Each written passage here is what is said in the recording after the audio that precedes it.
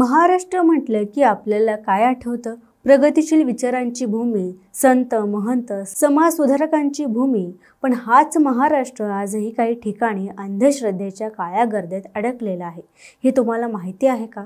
सातारा जिल्हा, ज्या जिल्ह्यातून अंधश्रद्धा निर्मूलन आंदोलनाचं नेतृत्व झालं, जिथून नरेंद्र दाभोलकरांसारख्या विचारवंतांनी जनजागृती केली, तोच सातारा जिल्हा आजही काही ठिकाणी काळ्या जादूच्या कहाण्या कुजबुजतोय. वाई तालुका पुण्या इतकाच ऐतिहासिक शिक्षणाचा माहेरघर म्हटला जाणारा हा तालुका. पण याच वाई तालुक्यात एक असं ठिकाण आहे जिथे अंधार अजूनही पसरलेला आहे. एक मंदिर, पण साधं मंदिर नाही, तर काळ्या जादूचं शक्तिपीठ म्हणून ओळखलं जाणारं मंदिर. नाव आहे धावजी पाटलांचं मंदिर. आजच्या या व्हिडिओमध्ये आपण याच मंदिराचा, याच आख्यायिकेचा आणि या मागच्या भयावह इतिहासाचा मागोवा घेणार आहोत. पण हा फक्त इतिहास नाही, हा आहे श्रद्धा आणि अंधश्रद्धेच्या सीमारेषेवरचा प्रवास. चला तर मग सुरू करूयात. नमस्कार, मी दिव्या आणि तुम्ही पाहताय व्हायरल चर्चा. साताऱ्यातले एक छोटंसं गाव सुरूर, डोंगर रांगांनी वेधलेलं, हिरव्या शेतांनी सजलेलं, पण इथल्या हवेतील एक वेगळंच दडपण तुम्हाला जाणवतं. गावात प्रवेश करताच लोकांच्या चेहऱ्यावर एक प्रकारची संकोचलेली नजर दिसते, जणू कोणीतरी पाहतंय, कोणीतरी ऐकतोय. या गावातलं प्रसिद्ध ठिकाण म्हणजे धावजी पाटलांचं मंदिर. हे मंदिर बाहेरून पाहिलं तर अगदी साधं आहे, पण यामागे दडलेला इतिहास, दंतकथा आणि सध्याच्या अफवा हे सगळं ऐकलं की अंगावर काटा येतो. गावकऱ्यांच्या कुजबुजीप्रमाणे इथे अमावस्येच्या रात्री काहीतरी घडतं. मंदिरात पूजा अर्चा होते, पण ही साधी पूजा नाही. म्हणतात तांत्रिक आणि मांत्रिक इथे येतात. काळी बाहुली ठेवली जाते आणि तिच्यावर 21 सुव्या टोचल्या जातात. प्रत्येक सुईसोबत उच्चारला जातो एक मंत्र आणि तो मंत्र 21,000 वेळा म्हटला जातो.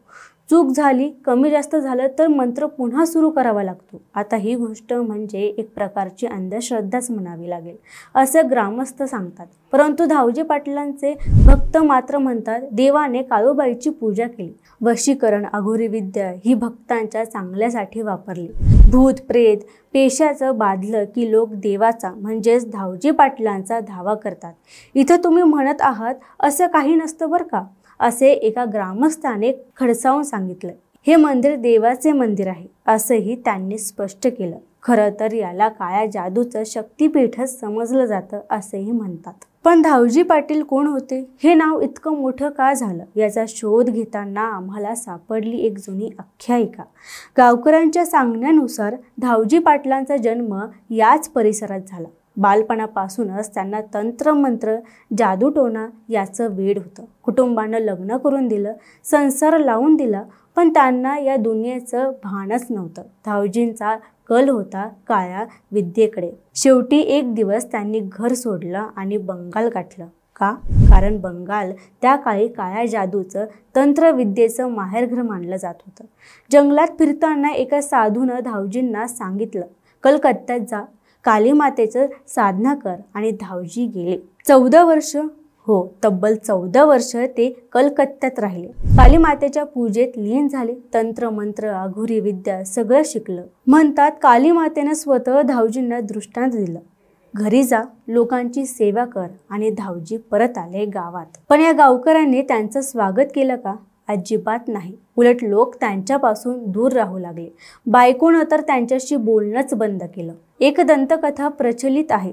म्हणतात शेतात एक शेतकरी नांगरणी करत होता. 4 बैलजोड्या म्हणजेच 8 बैल. धावजी पाटलांनी अचानक त्या बैलाचे दोर घेतले आणि आकाशात फेकले. आणि काय झालं? 8ही बैल आकाशात झेपावले.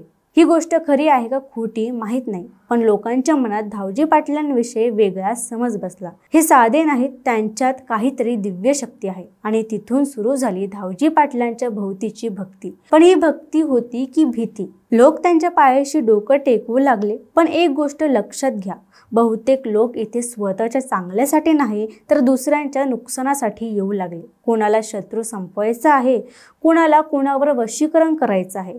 लोक या देवाला हाक मारू लागले. धावजी पाटील काळ्या जादूत निपुण होते अशी चर्चा पसरली आणि मग घडलं एक भयंकर प्रकरण. 1868 साली धावजी पाटलाने जिवंत समाधी घेतली आणि त्या काळाच्या प्रथेप्रमाणे त्यांच्या पत्नीने सती जाण्याचा निर्णय घेतला. ही घटना गावात भीतीचं सावट आणून गेली.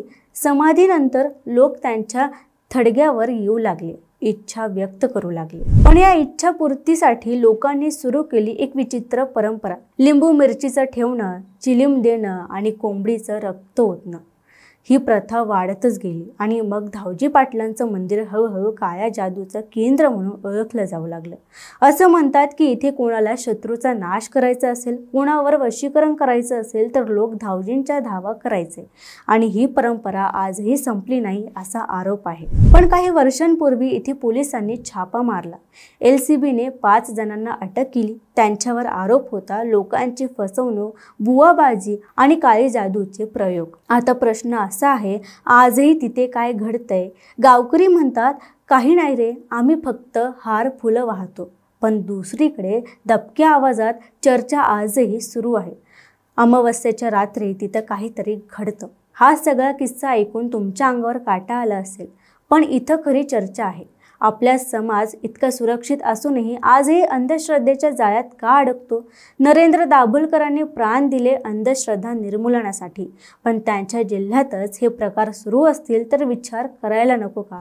धावजी पाटलांचं मंदिर आजही आहे. भक्त येतात म्हणे, काहीच चुकीचं होत नाही. पण या मंदिराशी जोडलेल्या दंतकथा, गूढ आख्यायिका आणि गावातली भीती यामुळे एक प्रश्न कायम राहतो.